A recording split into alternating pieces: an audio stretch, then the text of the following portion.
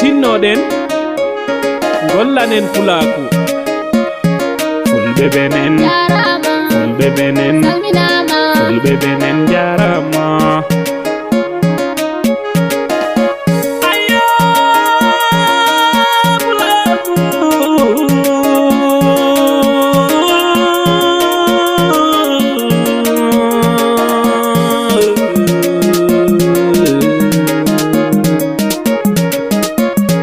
musidɓe tedduɓe dinganen suudu baba townen pulaku e fulfulde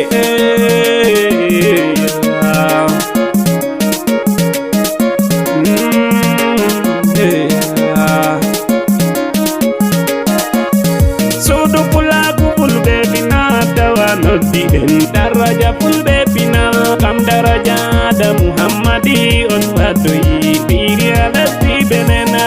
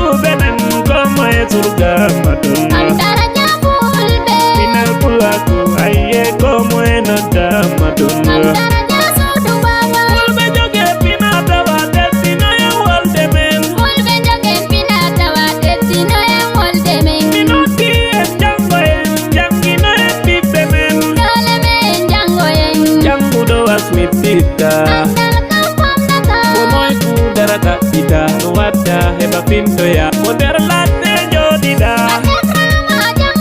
moder wuro jodida pullo sobonga wangi jaba pullo to jiwri fu pullo pullo to jiwri fu pullo eda to sefe nane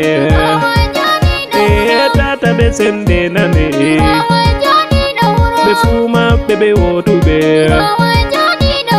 fuma bebe wotu be wala munde de sendi be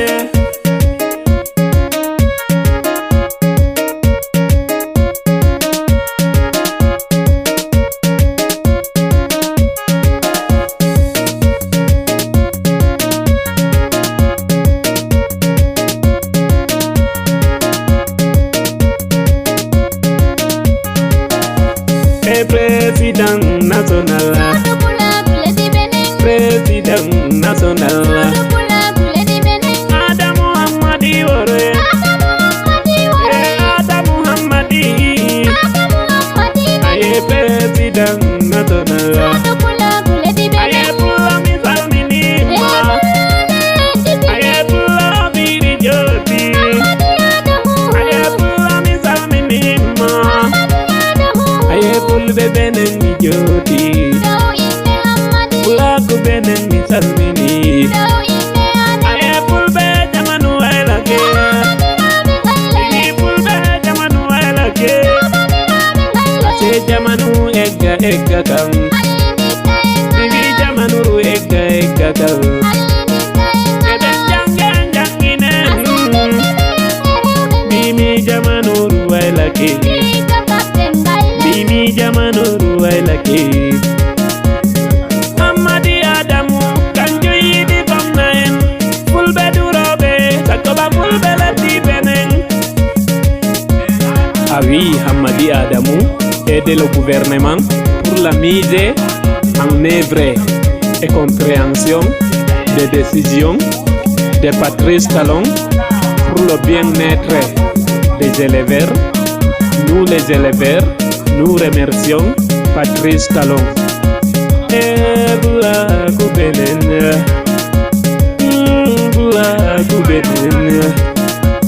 Ah oui, PDG Canal Placo TV. Journaliste international, RFI, Hamadi Adamou. Je vous remercie pour les infos de RFI. Biri Salmi.